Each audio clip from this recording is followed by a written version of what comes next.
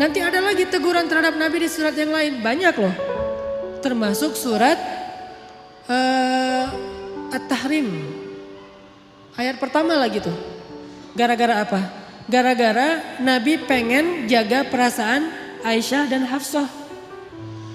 Waktu itu Nabi sering nongkrong di rumah Sofia. Sofia itu istri Nabi yang bedanya sama Aisyah cuma setahun. Aisyah waktu itu 16 tahun, Sofia 17 tahun, baru lulus SMA.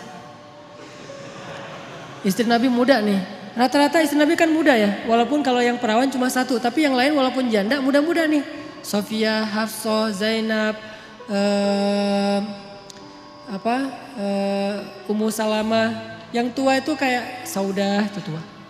Nah, Sofia orang Yahudi yang nikah sama Nabi itu cantiknya luar biasa. Saking cantiknya Aisyah sampai stalking loh akunnya Sofia. Dan itu terjadi, Aisyah benar-benar kepo tuh. Sofia lagi posting apa sih sekarang? Dikepoin sama Aisyah. Cara ngepoinnya gimana? Kalau dulu kisahnya Aisyah diam-diam datang ke rumah Sofia. Pas Sofia lagi ada acara selamatan. Jadi kalau kayak sekarang tuh Sofia lagi posting, Aisyah pura-pura ngeliat nih lagi posting apa sih, lagi snapgram apa, lagi insta story apa nih Sofia. Diliatin sama Aisyah, biar gak ketahuan Aisyah pakai cadar. Tapi kan Nabi tuh teliti banget, tahu banget mata Aisyah tuh kayak gimana. Sehelai bulu mata Aisyah aja Nabi tahu, saking sayangnya Nabi sama Aisyah. Pakai cadar, cuman kelihatan matanya doang. Datang ke rumah Sofia, Sofia lagi bikin kayak acara di belakang rumah gitu, di garden party gitulah pokoknya. Lagi barbekyuan gitu kan ya, di rumah Sofia. Nah Aisyah datang terus duduk mojok paling belakang. Perhatiin aja, Sofia ini orangnya gimana sih, kok Nabi betah banget sama dia. Orangnya emang asik banget. Diliatin sama Aisyah. Oh benar sih, Sofia itu orangnya humble. Sofia tuh orangnya tuh enak diajak chit chat gitu. Sofia tuh orangnya tuh nggak ada matinya, terus aja ada tema.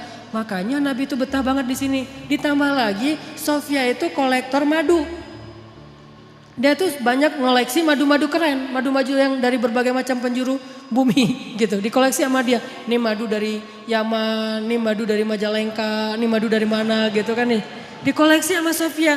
Oh gitu. Aisyah dari jauh merhatiin bahasa sekarang kepo. Dikepoin akunnya Sofia. Oh Sofia tuh posting madu. Oh Sofia tuh bisa bikin cake. Oh Sofia itu orangnya asik. Oh Sofia tuh seru. Oh Sofia apa. Nah lagi ngepoin Sofia. Nabi dari jauh ngelihat ada cewek kok sendiri banget di belakang mojok. Nabi liatin ternyata Aisyah. Nabi sadar. Oh ada Aisyah. Pas Nabi ngelihat ke arah Aisyah. Aisyah tahu Nabi ngelihat. Aisyah langsung pergi. Pulang dikejar sama Nabi. Terus slow motion gitu. Dikejar sama Nabi. Aisyah langsung pulang sendiri gitu. Nabi kejar, Aisyah dipanggil sama Nabi. Aisyah kaget, hah Nabi kejar saya. Kan itu penting banget ya buat cewek ya. Merasa didahulukan, merasa diprioritaskan, merasakan. Cewek banget lah pokoknya. Jadi kalian harus ngerti tuh beberapa trik. Jangan cuma bisa ollie dan kickflip gitu. Tapi bisa ngetrik juga buat pasangan. Biar keren. Aisyah pulang, Aisyah kata Nabi dari jauh. Jadi agak-agak kayak drakor-drakor gitulah. Aisyah langsung mulai ke belakang. Terus Nabi langsung nyamperin, yuk jalan bareng aku. Dipegang tangan sama Nabi, jalan berdua. Jangan dibayangin, susah. Pokoknya dengerin aja, membayangkannya nanti aja kalau udah halal. Pegangan tangan, jalan berdua. Pegangan tangan tuh gak kaku gini ya. Pegangan tangan sambil gini-gini berdua, terus jalan dari rumah Sofia ke rumah Aisyah. Di tengah jalan ngobrol, chit-chat gitu. Karena Aisyah juga orangnya tuh seru kalau diajak ngobrol. Aisyah tanya, Nabi kata Aisyah. Apa Aisyah? Gitu. Aku mau tanya kata Aisyah. Boleh, tanya apa aja boleh. Kalau misalnya Nabi jadi penggembala, terus ada 2 padang rumput. Yang satu tuh udah pernah dipakai penggembala lain, yang satu lagi nggak pernah dipakai. Kira-kira Nabi mau menggembala di mana? Pertanyaan Aisyah. Nabi langsung ngeklik. Oh, maksudnya istri-istri Nabi kan semuanya janda kecuali Aisyah. Jadi lebih cenderung kemana Nabi teh? Kata Nabi, ya pastilah ke padang rumput yang belum pernah dipakai menggembala siapa-siapa. Beneran? Beneran. Hore, kata Aisyah. Ini lihat. Pengertiannya Nabi. Orangnya tuh empati banget sama pasangannya. Nah suatu saat Aisyah tuh lagi nungguin Nabi pulang di rumah. Nabi kayak telat gitu pulangnya. Padahal gak macet tapi telat pulangnya tuh. Kenapa ya Nabi kok telat banget pulangnya? Ditungguin sama Aisyah. Dan Aisyah waktu itu lagi satu geng sama Hafsah. Kan Aisyah tuh gengnya Hafsah ya. Istri Nabi itu kan ada 2 geng. Geng muda sama geng tua. Emang kayak gitu kata ahli sejarah. Makanya baca sirah, kita akan tahu lebih banyak hal luar biasa tentang Rasulullah. Nah Aisyah lagi berdua nih, lagi nongkrong di rumah Aisyah sama Hafsah. Kamu tahu nggak Nabi di mana? Katanya sih kayaknya Nabi tuh lagi di rumah Sofia gitu. Soalnya tadi aku ngeliat instastorynya Sofia lagi bareng dengan Nabi gitu. Oh lagi di rumah Sofia, ngapain sih di sana? Biasalah lagi nyoba-nyoba madu gitu kan, madunya Sofia tuh banyak koleksinya, banyak macamnya. Oh gitu, wah kita harus cari cara nih biar Nabi nggak lagi senang minum madu di rumah Sofia. Tiba-tiba Nabi pulang, Assalamualaikum, Waalaikumsalam. Nabi pulang. Terus pas sampai di rumah, Nabi senyum-senyum ngeliat istri-istrinya berdua lagi pada nongkrong. Lagi ngapain nih berdua? Enggak, lagi santai aja kata Aisyah. Boleh ikutan nggak? Boleh. Terus pas Nabi duduk, Aisyah bilang, ngapain sih lama banget nggak pulang-pulang ditungguin loh dari tadi gitu. Oh maaf, soalnya tadi lagi itu di rumah Sofia.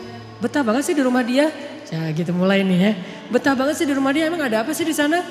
Makanan enak ya, dimasakin yang keren gitu ya. Emang dia masakin empal gentong ya gitu. Akhirnya Nabi bilang enggak kok cuman minum madu doang gak dimasakin apa-apa. Oh pantesan mulut Nabi tuh gak enak baunya habis minum madu di rumah Sofia. Udah gak usah minum madu lagi di sana gak enak tuh. Kata Aisyah, kata Nabi, oh gitu ya udah deh kalau gitu mulai sekarang saya gak akan minum madu lagi.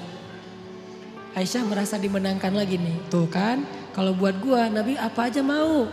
Madu gak boleh. Bayangin cinta Nabi kepada Aisyah sampai yang halal aja beliau haramkan.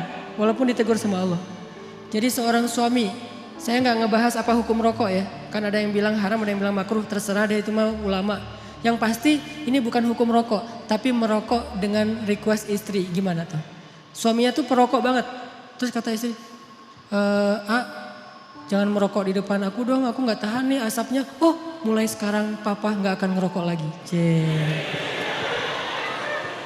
Itu kan, jadi saya tuh lebih suka ngambil angle-nya tuh lebih ke perasaan, etika atau akhlak, bukan hukum. Kalau hukum mungkin bisa haram, bisa makruh, itu tergantung mazhab. Tapi kalau etika, kadang karena permintaan istri, jadi gak jadi ngerokok. Gak usah ngerokok, yang halal aja gak jadi tuh.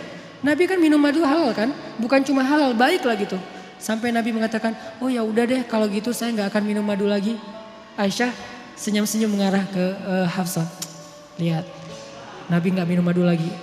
Alhamdulillah udah, Aisyah cair, ngobrol ketawa-ketawa, Hafsah pulang.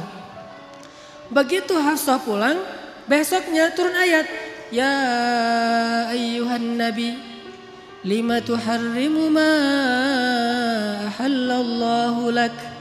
Wahai Nabi, kenapa engkau mengharamkan apa yang Allah halalkan bagimu, yaitu madu? Hanya gara-gara pengen nyenengin hati istri-istrimu? Ditegur oleh Allah Subhanahu wa taala. Bayangin, Nabi keliru. Gara-gara pengen nyenengin hati Aisyah, beliau mengharamkan apa yang Allah halalkan. Ditegur oleh ayat itu, akhirnya Nabi datang kepada Hafsah, ngejapri. Hafsah, ternyata Allah gak rela madu itu diharamkan. Saya baru dapat ayat nih, surat At-Tahrim ayat 1, surat 66. Sekarang Maya, ternyata madu itu gak boleh diharamkan. Tapi jangan bilang-bilang ke Aisyah ya. Kata Hafsah, oh gitu. Kata Nabi jangan bilang-bilang ke Aisyah, kenapa? Karena kalau Aisyah tahu, Aisyah terngambek. Kata Nabi ke Hafsah jangan bilang-bilang ke Aisyah. Ternyata apa? Hafsah malah mengcapture japrian Nabi di forward ke Aisyah. Aisyah dapat message dari Hafsah langsung dibuka gitu kan. Pas dibaca ternyata capturean Nabi gak jadi mengharamkan madu. Marahlah Aisyah. Aisyah marah, akhirnya Aisyah kalau posting gak mau lagi pakai hashtag demi Tuhannya Muhammad. Karena biasanya Aisyah tuh kalau posting Ada 2 hashtag. Kalau Aisyah lagi sayang, lagi normal, dia pakai hashtag warabbi Muhammad, demi Tuhan Muhammad. Itu hashtagnya. Kalau Aisyah lagi bete nih, hashtagnya berubah, demi Tuhan Ibrahim. Beda hashtagnya. Jadi kalau hashtagnya demi Tuhan Muhammad, ini postingan lagi kangen sama Nabi. Kalau hashtagnya demi Tuhan Ibrahim, ini lagi bete sama Nabi nih. Waktu itu Aisyah posting. Entah posting apa gitu, hashtagnya demi Tuhan Ibrahim. Nabi baca, wah Aisyah lagi marah nih, ada apa? Nabi datang, sebelum Nabi ketemu Aisyah, Allah langsung DM Nabi. Kata Allah, ya Muhammad, ternyata Hafsah sudah mengcapture chat kamu itu kepada Aisyah, sehingga sekarang Aisyah dan Hafsah itu bersekongkol untuk marah sama kamu. Begitu Nabi datang, Nabi langsung bilang ke Hafsah, Aisyah kenapa kamu capture? Kenapa kamu kasih tahu kepada Aisyah? Hafsah kaget, ya Rasul tahu dari mana? Aisyah kasih tahu ya? Kata Aisyah, enggak saya enggak ngasih tahu. Terus tahu dari mana? Kata Nabi, Allah yang ngasih tahu kepada saya. Turun lagi ayat berikutnya, khusus buat Aisyah sama Hafsah. @Aisyah dan @Hafsah_Umar bin Khattab. Apa captionnya? Wahai istri-istri Nabi, kalau kalian masih terus menyakiti Nabi dan tidak bertaubat dan minta maaf kepada Nabi, maka Allah akan menceraikan kalian dengan Nabi dengan cara baik-baik. Lalu Allah akan menggantikan untuk Nabi istri yang lebih baik dari kalian, lebih solehah dari kalian, lebih cantik dari kalian dan seterusnya dan seterusnya. Langsung Aisyah dan Hafsah datang kepada Nabi minta maaf dan kemudian selesai urusannya. Pelajarannya apa di sini? Nabi juga kadang-kadang gara-gara ngikutin perasaan keluarganya, istrinya sampai melakukan kekeliruan. Bukan karena berbuat dosa. Tapi kemudian apakah Nabi mau memperbaiki? Mau memperbaiki. Langsung ngasih tahu kepada Hafsah aku salah nih, ternyata nggak boleh mengharamkan madu. Nggak ada rasa gengsinya. Itulah uswatun hasanah pada diri Rasulullah. Dan ada yang lebih berat.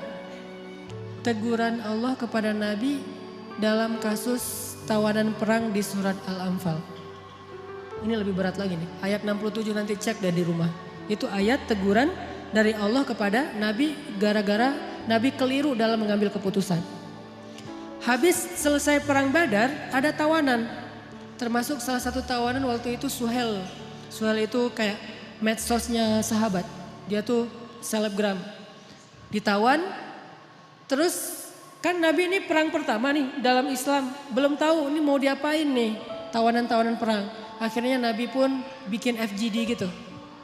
FGD-nya Nabi, Abu Bakar, Umar dan Ibnu Rawahah.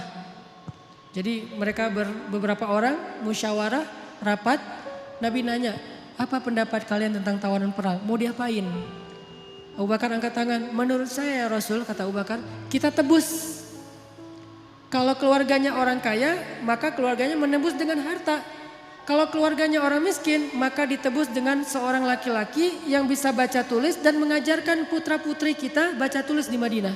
Ini kan produktif ya, ide yang bagus nih. Oh gitu. Umar bilang, saya nggak setuju. Terus apa pendapat kamu? Ya Rasulullah, mereka itu musuh-musuh Allah. Jangan dibiarkan mereka hidup, kita bunuh. Hukuman mati, karena ini masih dalam hukum militer, hukum perang. Maka tawanan perang dibunuh ya Rasul. Tidak ada kesempatan buat musuh-musuh Allah hari ini ya Rasulullah. Nabi senyum-senyum. Terus Ibnu Rawahah, menurut saya ya Rasulullah, apa Ibnu Rawahah? Kita gali parit, kita masukin mereka ke dalamnya, lalu kita bakar mereka hidup-hidup. Tapi jangan menjudge Ibnu Rawahah ya, karena Ibnu Rawahah ini punya cerita panjang di Mekah kayak gimana. Gimana dia tuh luar biasa disakiti, jadi wajar kalau orang emosional.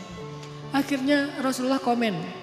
Kata Rasulullah, sesungguhnya Allah menjadikan hati seseorang itu lebih lembut daripada agar-agar. Atau lebih lembut daripada kayak yoghurt gitu. Susu yang dikentelin. Dan sesungguhnya Allah menjadikan hati seseorang kadang lebih keras daripada batu.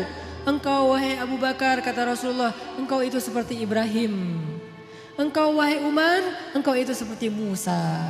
Engkau itu seperti Nuh. Sedangkan Abu Bakar, engkau seperti Ibrahim, seperti Isa. Dua nabi masing-masing dimisalkan untuk mereka. Ini artinya nabi itu menghargai pendapat orang. Engkau wahai Abu Bakar seperti Ibrahim dan seperti Isa. Gimana Ibrahim dan Isa? Memaafkan. Ketika ayahnya pengen mengusir Ibrahim, apa kata Ibrahim? Qala salamun alaik, sa'astaghfiru laka rabbi innahu kana bi hafiyya. Keselamatan bagimu wahai ayah. Padahal ayahnya udah zalim sama dia, tapi masih didoain kebaikan. Saya akan berdoa kepada Allah supaya Allah mengampuni dosa-dosa ayah. Itu Ibrahim. Isa juga kayak gitu, memaafkan murid-muridnya yang melakukan kesalahan. Engkau wahai Abu Bakar seperti Ibrahim dan Isa. Sedangkan Umar seperti Nuh dan Musa. Gimana Nuh? Ketika orang-orang sudah zalim, sudah syirik kepada Allah, Nuh berdoa, ya Allah hancurkanlah orang-orang kafir itu sehancur-hancurnya. Sampai keturunan mereka, jangan engkau biarkan mereka hidup di muka bumi dan membuat kerusakan. Musa ketika orang Bani Israel menyembah anak sapi, Musa pulang, maka dihukum mati mereka satu persatu kan. Ini Umar seperti Nuh dan Musa. Tapi kalau Ibnu Rawahah Nabi gak komen. Diimamin aja, gak usah di like, gak usah di komen, biarin aja. Karena pendapatnya agak-agak sadis gitu kan. Dibakar hidup-hidup. Akhirnya setelah menghargai dua pendapat sahabat senior, Nabi mengambil salah satu di antara dua pendapat itu. Pendapat Abu Bakar As-Siddiq. Menurut saya kata Nabi, pendapat Abu Bakar lebih tepat. Ayo kita tebus dengan tawanan dengan harta ataupun guru baca tulis. Setelah selesai penebusan, turun ayat 67. Kata Allah, tidaklah pantas seorang nabi memiliki tawanan lalu menukarnya dengan harta duniawi. Kalau kamu menginginkan harta, aku berikan harta yang lebih dari itu wahai Muhammad. Allah marah kepada Nabi. Ayat 67. Setelah ayat ini turun, Nabi bacain kepada Abu Bakar. Nabi dan Abu Bakar menangis seharian dari pagi sampai sore. Nangis. Kenapa nangis? Karena sedih, takut, taubat, menyesal kepada Allah Subhanahu wa taala. Ya Allah, ampunkan saya, kata Nabi, ampunkan saya. Abu Bakar juga gitu, nih gara-gara saya nih. Ya Rasulullah, ini ide saya. Rasulullah enggak salah, saya yang salah. Berdua aja nangis tuh. Ini hebatnya Rasulullah. Inilah uswatun hasanah. Berdua nangis. Lagi nangis, Umar lewat. Umar ngelihat Abu Bakar dan Rasulullah nangis, Umar langsung diam. Tanya, ya Rasulullah, ya Abu Bakar, ma yubkikuma? Kenapa kalian berdua menangis? Kalau ada hubungannya dengan saya juga pengen ikut nangis. Nangis berjamaah. Apa kata Rasulullah? Ya Umar, seandainya hari ini Allah menurunkan azab di muka bumi, maka yang selamat cuman Umar bin Khattab. Lihat gimana Nabi menghargai Umar. Pendapat beliau dan Abu Bakar keliru, pendapat Umar yang benar, lebih tepat. Kemudian Nabi menghargai, seandainya hari ini turun azab di muka bumi, maka yang selamat adalah Umar bin Khattab. Nabi gak pernah merasa gengsi. Umar, kok Allah gitu banget sih? Kan saya yang Nabi, kenapa kamu yang benar? Padahal kan kalau mau tuh, Nabi tuh gak usah musyawarah loh. Tinggal minta aja, ya Allah nih tawanan perang mau diapain? Kata Allah, bunuh aja Muhammad. Ya udah bunuh. Kan gampang kan? Kenapa Nabi bermusyawarah? Kenapa Nabi gak minta wahyu aja? Karena kalau Nabi hanya meminta wahyu, maka kita tidak bisa meniru Nabi SAW. Kan kita gak dapat wahyu. Maka kita meniru Nabi dalam konteks ini adalah menyelesaikan masalah dengan cara musyawarah. Untuk mencari mufakat. Kalau keliru dalam musyawarah, jangan gengsi untuk mengakui. Yang benar, jangan merasa besar kepala. Umar coba, pas Nabi keliru ngomong kayak gitu, Umar gak bilang, tuh kan, saya bilang juga apa, Nabi sih gak mau dengar kata-kata saya, yang dengar Abu Bakar aja terus mentang-mentang soulmate. Enggak, Umar tuh gak besar kepala. Terus besok kalau ada pendapat lagi, nih ini pasti salah lagi nih, harus dengerin saya. Enggak, Umar gak pernah nyalahin Nabi. Dan ini juga uswatun hasanah. Jadi kalau kita dalam satu organisasi, suami istri, dimanapun, kadang-kadang kita udah musyawarah terus ngambil keputusan keliru, maka yang tadi benar gak usah nandain. Tuh besok dengerin ya kalau saya ngomongin, enggak, besok musyawarah lagi. Bisa diambil, bisa ditinggalkan pendapat kita. Semua ini adalah uswatun hasanah. Mudah-mudahan teman-teman di sini kita belajar banyak hal. Belajar lapang dada, belajar low profile, belajar tawadu, belajar nggak gengsi, belajar biasa aja, nggak usah merasa besar kepala kalau kita pas lagi benar, lagi tepat. Belajar berdamai dengan pendapat yang berbeda. Belajar untuk memperbaiki kesalahan walaupun yang memberitahunya itu seorang budak dari Habasyah. Belajar berperilaku lebih elegan.